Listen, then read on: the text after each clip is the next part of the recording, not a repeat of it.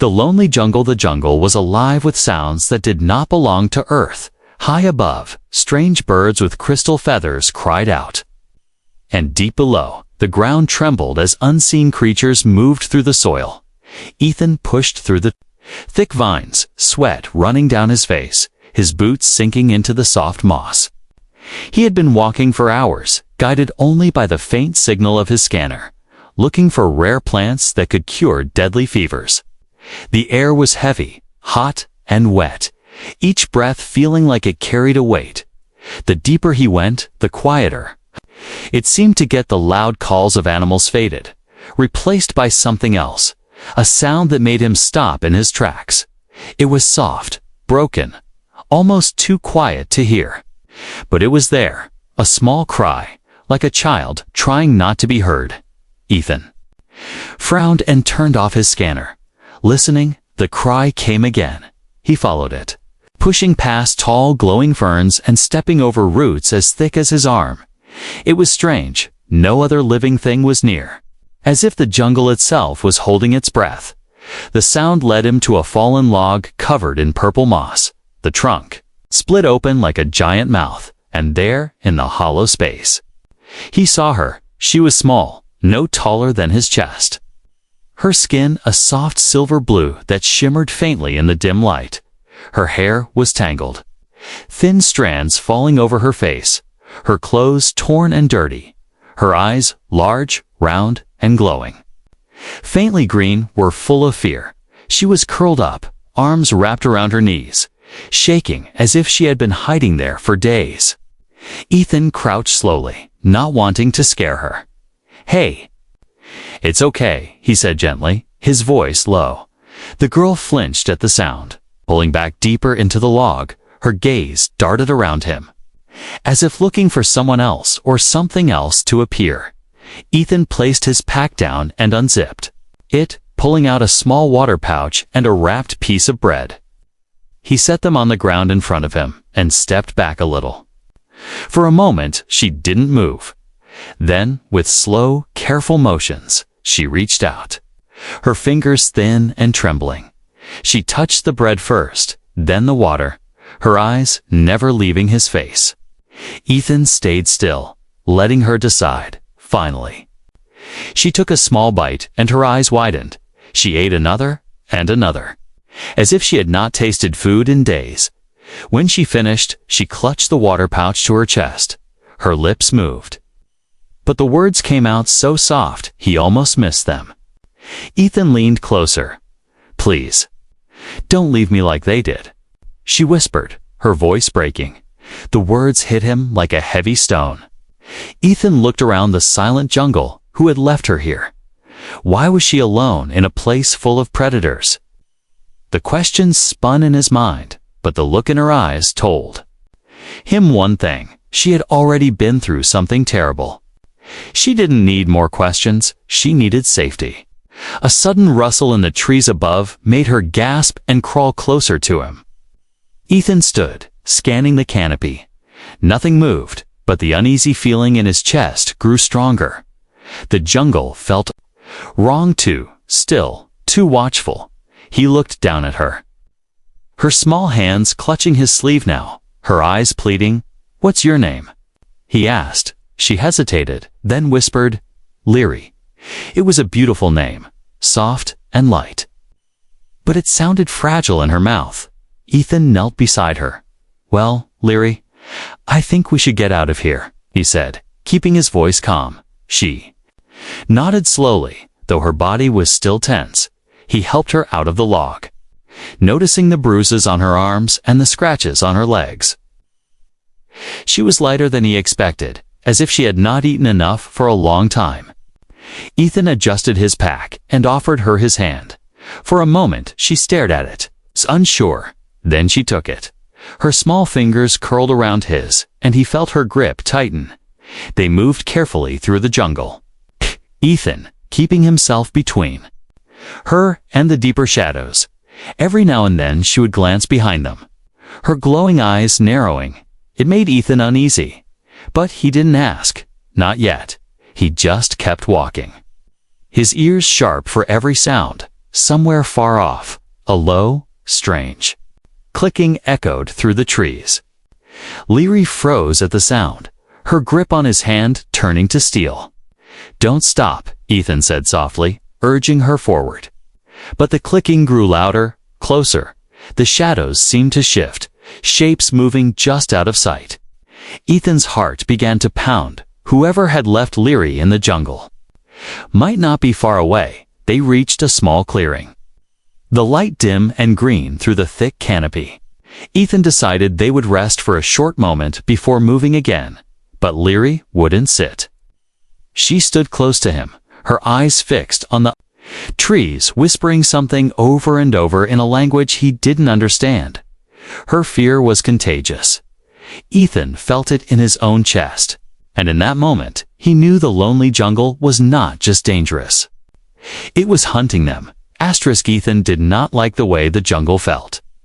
The clicking sound still echoed faintly in the distance, like dry bones tapping together. But for now, it seemed to be moving away. He guided Leary toward a spot under a huge tree, whose roots formed a natural shelter. The thick roots curved up and around, creating a space large enough for the two of them to sit and rest. "Here," Ethan said softly. Motioning for her to sit, Leary hesitated, scanning the trees before slowly lowering herself onto the mossy ground. Her small hands still clung to the water pouch he had given her, as if it were her only treasure. Ethan knelt and rummaged through his pack again, pulling out a small thermal blanket. He wrapped it around her shoulders, and she stiffened at first, but then let it stay. "You're safe for now," he told her, though his own eyes kept flicking toward the shadows. Her gaze moved to him, studying his face as if searching for lies. "You're not one of them?" she asked quietly. The way she said them carried a weight. Ethan shook his head. "No, I'm not." She seemed to relax just a little, her glowing green eyes softening. Ethan decided not to push her with too many questions. Instead, he pulled out a small ration bar, broke it in half, and offered her a piece. She took it slowly, sniffed it, then took a cautious bite. When she swallowed, he noticed the tension in her shoulders ease slightly. Minutes passed in silence, except for the distant hum of insects and the occasional drip of water from the canopy above. Leary glanced around nervously and then asked, "Why are you here?" "I'm looking for a plant," Ethan explained. "It can help sick people. Tea, but I think finding you is more important right now." Her lips parted as if she wanted to say something. Tea stayed quiet. Ethan could tell she was still deciding if she could trust him. A cool wind drifted through the jungle, carrying with it the smell of damp earth and something else, faint but unpleasant. It reminded Ethan of metal and burned oil. Leary caught the scent too, and her eyes widened without warning. She crawled closer to him, whispering, "They use that smell, so we can't hide." Ethan's jaw tightened, realizing whoever hunted her had ways to track her no matter where she went. He reached for his sidearm and checked the power cell. The movement made Leary tense up again, but Ethan spoke quickly. "It's for protection, not for you," she nodded. Though her eyes stayed fixed on the weapon, Ethan thought about trying to move now. But the light filtering through the trees had dimmed. Night was coming fast, and in the jungle, night was not a friend. "I'll make a fire," Ethan said, pulling a small device from his pack. A few seconds later, a soft flame flickered between them. The warm light painted Leary's face in gold and green, and for the first time, he noticed how young she really was, barely more than a child. She sat very still, staring at the fire as if she hadn't seen one in a long time. Then she looked up at him and asked, "Will you stay?" "Until morning." Ethan didn't have to think. "Yes," he said simply. She nodded and pulled the blanket tighter around herself. Her small frame seemed to sink into the warmth. For a while, they just listened to the quiet. But soon, Ethan noticed her lips moving, whispering something in a language he didn't know. "What are you saying?" He asked a prayer. she answered, so the spirits keep us hidden. Ethan didn't believe in spirits, but the way her voice trembled made him keep silent. The wind shifted again, bringing with it more of that strange, burnt metal scent. Leary's eyes locked on his, fear flashing through them. "They're close," she whispered. Her voice breaking, Ethan extinguished the fire instantly, plunging them into darkness. Only Leary's faintly glowing eyes remained visible. Wide and unblinking, they sat completely still, listening. The jungle had gone silent. No insects, no birds. Just the slow crunch of footsteps in the distance. Ethan's mind raced. If they found the camp, there would be no talking their way out. He shifted his position, placing himself between Leary and the sound. Her hand found his in the dark, gripping tightly. He could feel the tremor in her fingers. But she didn't pull away. The footsteps grew louder, then stopped for a long moment. Nothing happened. Then, somewhere to their right, came a faint clicking, the same sound from before, but closer now. Leary pressed herself against his arm, barely breathing. Ethan's other hand rested on his weapon. "Ready?" The clicking moved again, farther this time, then silence. It was another 5 minutes before Ethan dared to speak. "They're gone," he said softly. Leary didn't answer, but her grip on his hand slowly eased. They didn't sleep much. That night, Ethan stayed awake, keeping watch as Leary drifted in and out of restless dreams. Every time she stirred, she reached out for him, as if to make sure he hadn't vanished. By the time the first light of dawn touched the jungle, Ethan knew one thing for certain. She trusted him at least a little, and that was enough to keep moving. The first rays of dawn had barely touched the jungle when Ethan noticed something wrong. The usual morning chorus of strange alien birds was missing. Instead, the air felt tense, heavy, and expectant. Leary was still wrapped in the blanket, her eyes half closed. But she was awake. She sat very still, her head tilted as if she was listening to something Ethan couldn't hear. "They're coming," she whispered. Her voice was so soft, yet it made his pulse jump. Ethan scanned the shadows, but the thick mist made it impossible to see far. He stood slowly, checking his weapon and tightening the straps on his pack. Leary rose too, clutching the blanket around her shoulders like armor. A sound cut through the mist, sharp, quick clicks that echoed from every direction. Ethan's stomach sank. The hunters were close, and they were moving fast. He reached for Leary's hand. "Stay with me, no matter what," he said firmly. She nodded, though her small hand trembled in his. They moved through the dense undergrowth, the clicking growing louder behind them. Vines snagged at their legs. Roots threatened to trip them, and branches slapped at their faces. Leary's breathing grew quicker, but she never let go of his hand. Somewhere to their left, a shadow darted between the trees. Ethan tightened his grip on his weapon, but kept moving. Stopping now would mean being surrounded. Suddenly, the ground sloped sharply downward. They slid down the wet earth, landing beside a shallow stream that snaked through the jungle. Ethan pulled Leary to her feet. "In the water, it'll hide our trail." She stepped in without hesitation, the cold water rising to her knees. They followed the stream as fast as they could, the sound of pursuit muffled by the rushing water. But the relief didn't last. A figure stepped out ahead of them, tall and broad, wearing dark armor that shimmered like oil in the light. A mask covered the face, but glowing red eyes locked onto them instantly. Leary froze, her breath caught in her throat. Ethan shoved her behind him, raising his weapon. The hunter tilted its head, the clicking sound now coming from deep inside its mask.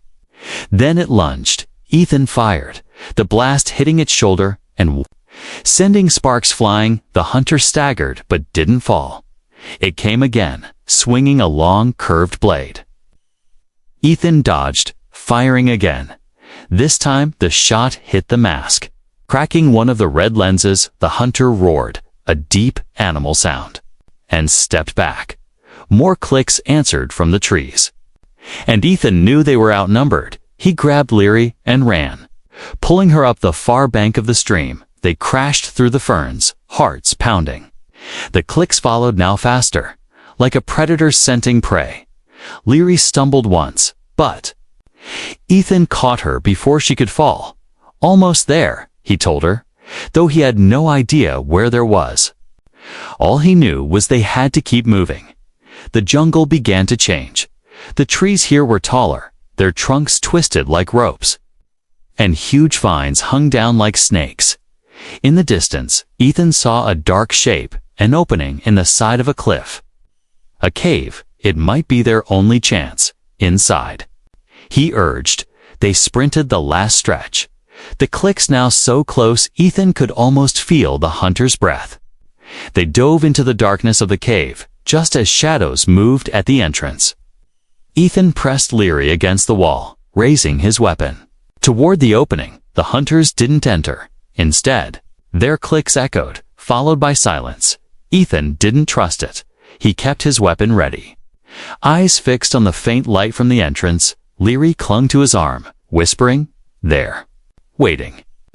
They always wait. Her words sent a cold chill down his spine. These weren't just mindless killers. They were patient, clever, and they knew their prey was trapped. Minutes stretched into an hour. The jungle outside remained quiet too. Quiet. Ethan's muscles ached from holding still, but he didn't dare relax. Leary sat close, her head leaning against his arm, her breathing slow but uneven. Every so often she whispered in her strange language, the sound barely audible. Finally, Ethan spoke. "We can't stay here forever." Leary looked up at him, fear flickering in her eyes, but she nodded. She seemed to understand that moving was their only choice. Ethan listened carefully, waiting for the faintest sound outside. When he heard nothing, he motioned for her to follow. They crept toward the far end of the cave, where a thin beam of light shone through a crack in the wall. It was narrow, but maybe wide enough for Leary to slip through. He helped her first. Pushing her up toward the gap, she wriggled through and reached back for him. Ethan squeezed himself into the opening, his pack scraping against the stone. They emerged into a hidden ravine. The air here was cooler, the sound of water echoing softly. For a moment, it felt like they had escaped, but then, far above them on the cliff's edge, a shadow moved. Watching, Ethan's heart sank, knowing the chase wasn't over. The hidden ravine gave them a moment of quiet. But Ethan knew it wouldn't last. The air was cooler here, the sound of trickling water echoing off the stone walls. Leary sat on a flat rock near the stream, her knees pulled to her chest, the blanket still around her shoulders. Her glowing eyes were fixed on the water. But Ethan could tell her mind was far away. He crouched beside her. "We should rest for a bit, but we'll need to move before night." She nodded slowly but didn't speak. Ethan studied her face, small, delicate features. But there was a weight in her eyes that didn't belong to a child. Finally, he asked, gently, "Leary, why are they after you?" For a long time, she didn't answer. Her fingers traced circles on the damp rock. When she finally spoke, her voice was almost a whisper. "They came to my village at night." No warning, Ethan stayed silent, letting her continue. "They burned everything," she said, her voice trembling. "The houses, the fields, even the trees." Her eyes glistened, but no tears fell. "My mother told me to run to the jungle. She said she would find me later." Leary's lips pressed together tightly. She never came. Ethan's throat tightened. He wanted to reach out, but he let her speak at her own pace. "They weren't just hunters," she continued. "They were soldiers."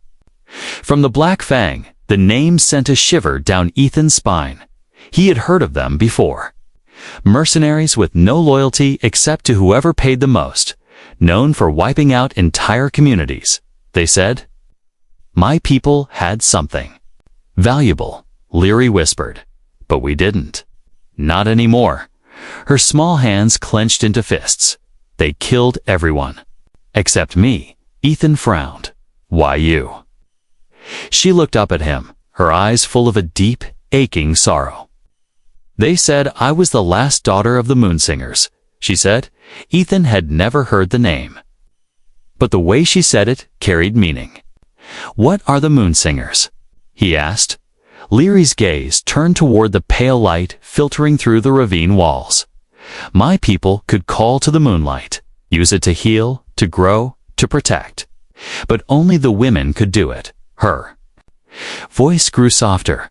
My mother was the last full moon singer. And now, they think I will become one too. Ethan understood if she really had the same ability. She could be a powerful tool or a dangerous weapon in the wrong hands, and the Black Fang wanted control over her. They'll never stop, Leary whispered, until I'm theirs.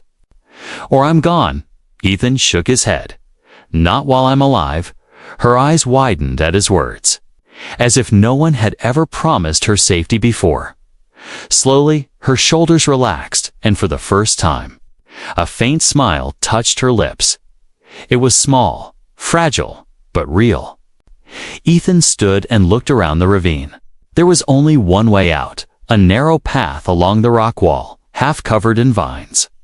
They would have to take it before the hunters found them, but as he turned back to Leary, he noticed she was holding something in her hands. It was a thin silver pendant, shaped like a crescent moon. This was my mother's, she said, offering it to him. Ethan shook his head. It's yours. She closed her hand around it again, clutching it tightly. When she gave it to me, she said, it would glow when I was safe. Leary glanced at the pendant. Now it remained dark. The air in the ravine suddenly shifted. A faint metallic scent drifted in, the same smell from before. Leary's eyes darted toward the path. They're close. She whispered. Ethan's hand went to his weapon instantly. We move now, he said. Leary didn't hesitate. She slid off the rock and followed him toward the narrow path. The vines brushed against their faces as they climbed, the stone cold under their fingers, halfway up. A sharp click echoed from somewhere above. Ethan froze, pulling Leary close to the wall. A shadow passed across the light at the top of the path. The hunters were already there. Ethan's mind raced. The ravine would trap them if they went back.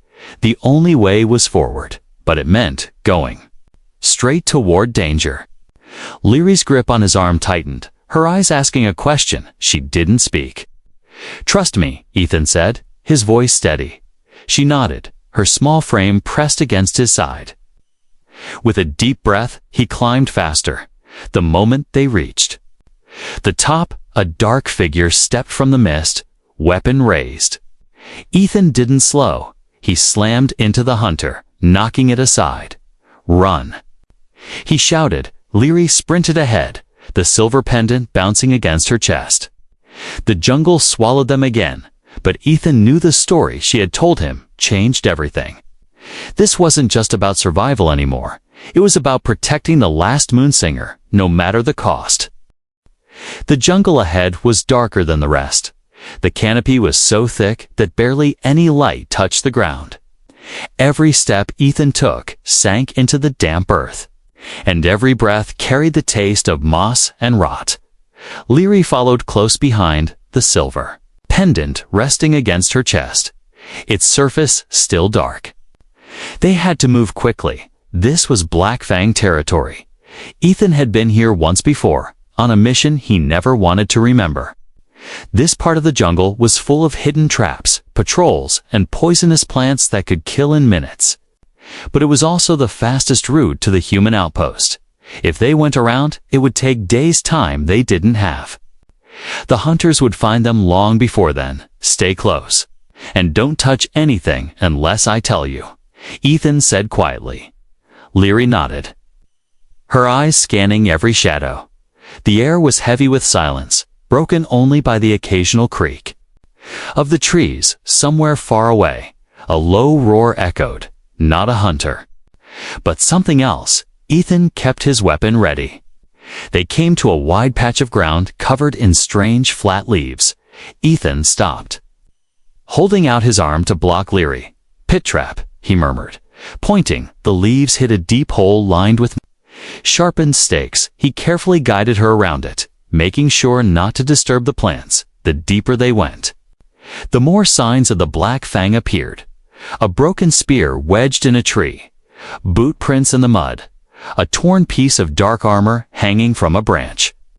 Leary's steps grew quieter, almost like she was trying to vanish into the earth. Ethan noticed her looking at the pendant every few minutes, still no glow.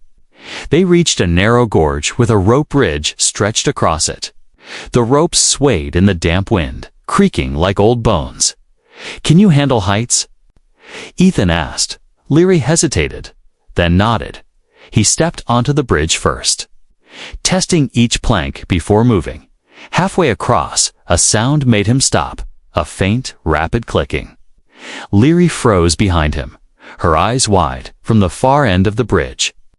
A tall figure emerged from the mist, armor black and silver, mask glowing red, a Black Fang scout. It began walking toward them, each step slow and deliberate. "Go back," Ethan whispered to Leary. She turned. But another shadow appeared on the other side of the bridge. They were trapped. Ethan's mind raced.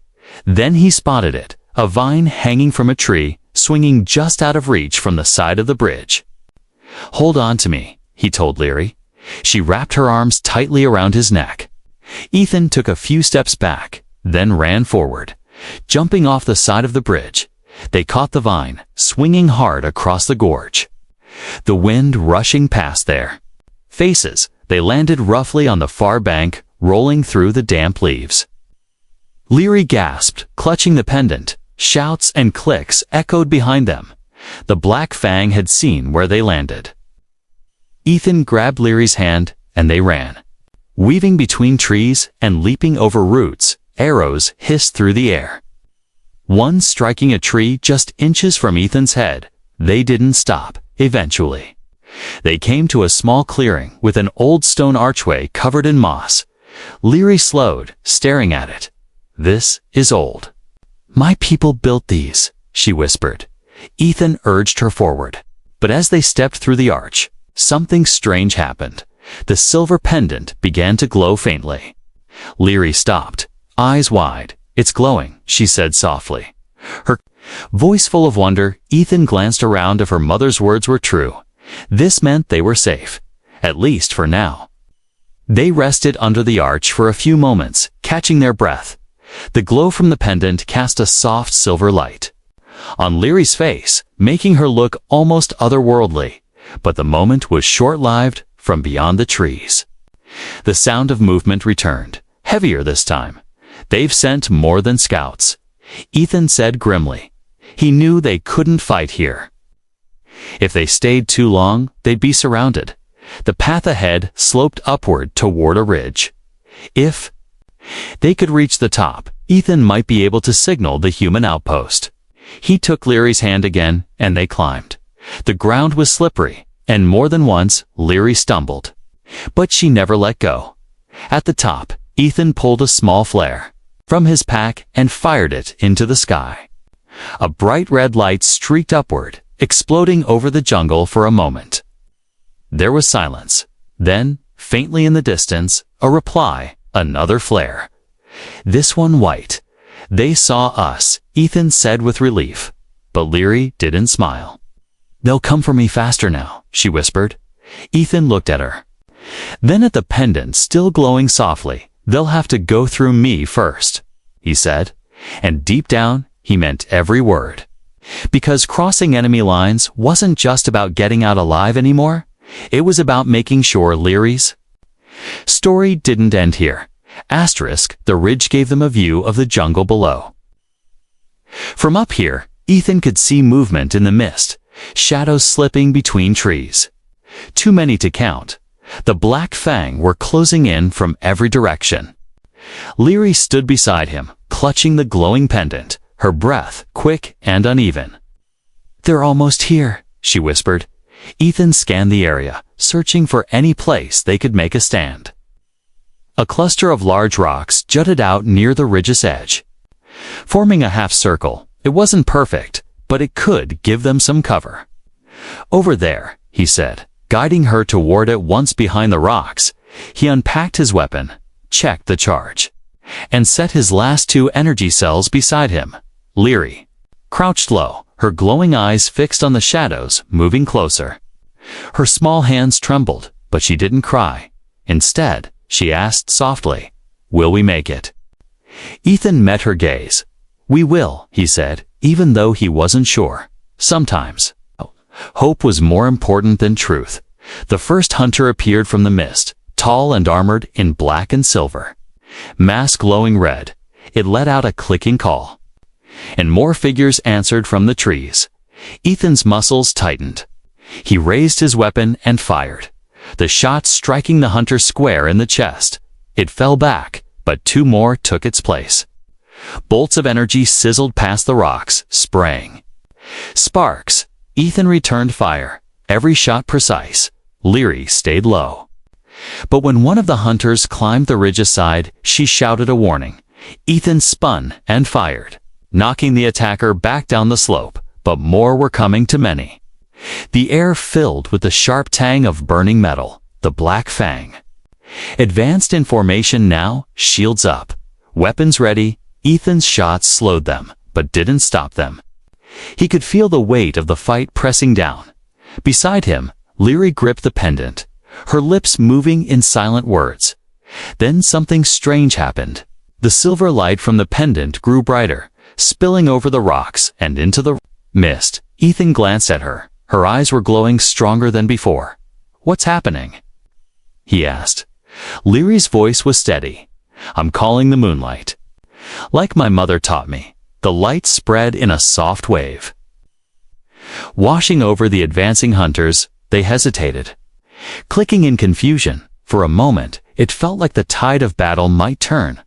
But then, a larger figure stepped forward. A commander, clad in heavier armor with 3 glowing red eyes. It raised a long spear and pointed it at Leary. "Get down." Ethan shouted, pulling her behind cover just as the spear's tip glowed and fired a blast. The rocks shook from the impact, shards spraying around them. Ethan returned fire, forcing the commander to duck back, but the hunters were closing in. From the sides now, he knew they wouldn't hold much longer. "Leary, listen to me," Ethan said, keeping his voice calm despite the chaos. "When I say run, you run to the outpost. Don't stop, don't look back." Her eyes widened. "No, I'm not leaving you. You have to," he insisted. "You're the reason I'm fighting." She shook her head, tears finally breaking free. Before he could answer, another blast hit their cover. One of the rocks cracked, splitting apart. A hunter leaped over it. Blade raised, Ethan met it head-on, firing point blank, sending it tumbling away. But in that moment, the commander charged, moving faster than Ethan could react. Leary stepped forward, holding the glowing pendant high. The light exploded outward, a brilliant flash that forced Ethan to shield his eyes. The hunters screamed in their clicking voices, stumbling back as the silver light burned against their armor. The commander staggered but didn't fall. Ethan seized the moment, firing his last energy cell straight into its chest. The blast sent the commander crashing to the ground, its armor smoking. The remaining hunters hesitated, then began retreating into the mist. Ethan stood still for a moment, breathing hard. When the light faded, Leary was swaying on her feet, pale and exhausted. He caught her before she fell. "You did it," he said, his voice low and full of pride. She gave a weak smile. "We did it." The ridge was quiet now, except for the wind. Ethan looked toward the horizon and saw faint movement. Human soldiers, rushing toward them from the outpost. Help had finally arrived. But as he held Leary close, he knew this wasn't over. The black fang would come again. And when they did, he'd be ready. Because the last stand wasn't just about fighting off the enemy. 'Twas about proving that she would never face them alone again. The soldiers from the outpost reached them within minutes. Their uniforms were dusty, their weapons drawn, scanning the jungle for any sign of the Black Fang. Ethan stayed crouched beside Leary, holding her steady. She was pale, her breathing uneven, but her eyes were still open, still watching him. "You're safe now," he told her softly. A medic knelt beside them, checking Leary quickly. "She's exhausted, but she'll be fine," the medic said, giving Ethan a nod. Relief washed over him, though the tension in his body didn't fade. He knew how close they had come to losing everything. Leary's small hand found his, gripping tightly as if to make sure he wouldn't disappear. The soldiers led them down the ridge, toward the outpost. Hidden on the far side, it was built into the cliff, with high walls and strong gates, for the first time in days. Ethan felt the ground under his feet was truly safe. Inside, the air was warmer, lit by soft yellow lights instead of the cold glow of the jungle. Leary looked around with wide eyes, clutching the silver pendant to her chest. They gave her a blanket, food, and water. She ate slowly at first, still glancing at Ethan between bites. When she finished, she set the cup down and whispered, "Thank you." Ethan crouched beside her. "For what?" "For not leaving me." "When they did," she said, her voice breaking. The words hit him harder than any wound. He had seen fear before, but the loneliness in her voice was something deeper. "I told you, Leary," he said gently. "I'm not going anywhere." Her glowing green eyes softened, a small smile appearing on her lips. It was the first real smile he had seen from her. Days passed, and Leary began to recover. She still had nightmares. Ethan would hear her call out in her sleep, but each time, she would wake to find him there. Sometimes she would sit by the window, watching the moon rise over the jungle. He noticed that when the moonlight touched her, the pendant glowed faintly. She seemed calmer in those moments, as if the light itself was whispering comfort to her. One evening, as the outpost prepared for night, the commander approached Ethan. "You know the Black Fang won't stop," the commander said. "They'll come again. And when they do, they'll want her." Ethan's jaw tightened. "Then they'll have to go through me." The commander studied him for a moment, then nodded. "She's under our protection now, but I can see she's more under yours later." That night, Leary sat with Ethan near the fire. The soft crackle of the flames filled the silence. She glanced at him, then at the pendant. "My mother said it would glow when I was safe. But I think it glows because of you," she said quietly. Ethan didn't know what to say, so he just stayed beside her, letting the moment speak for itself. When morning came, the jungle mist clung to the walls outside.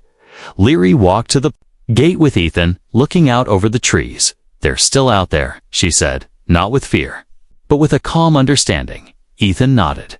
"Yes, but so are we." Her small hand slid into his, warm and steady. He realized then that this wasn't just about protecting her anymore. It was about giving her a future, one where she wouldn't have to hide, one where she could laugh and live without fear. And he also knew she had given him something too.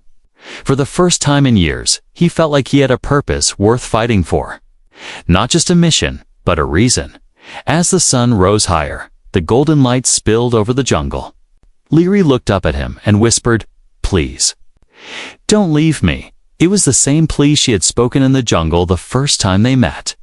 Only now, it wasn't filled with fear. It was filled with trust. Ethan smiled and squeezed her hand. Never. The gates behind them closed, the walls standing strong. But Ethan knew the real shield around Leary wasn't made of stone or steel. It was the promise he had made, the one he intended to keep for the rest of his life. And somewhere deep in the jungle, the Black Fang would be planning their next move. When they came, they would find out just how far one human would go to protect the last moonsinger. Because this was no longer just a rescue. It was the beginning of something neither of them had expected. A new life, a new bond, a new future, a new beginning.